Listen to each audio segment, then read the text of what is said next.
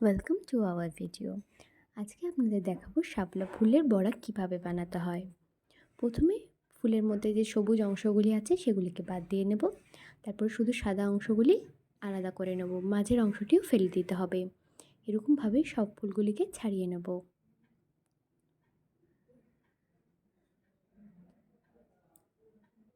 সব ফুলগুলি ছাড়ানো হয়ে গেছে।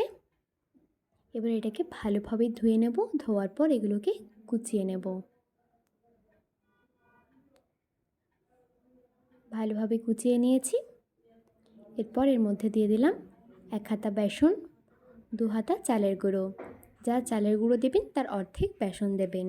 তারপর দিয়ে নিচ্ছি স্বাদ মতো নুন, সামান্য পরিমাণে হলুদ, কয়েকটি কাঁচা লঙ্কা কুচানো।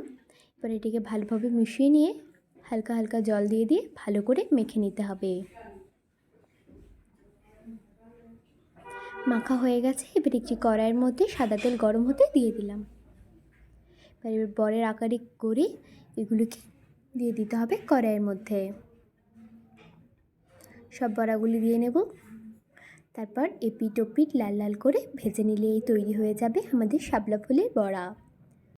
খেতে হয় অত্যন্ত সুস্বাদু। আপনারাও এটি বাড়িতে বানিয়ে খেয়ে আমাকে জানাবেন কেমন লাগলো।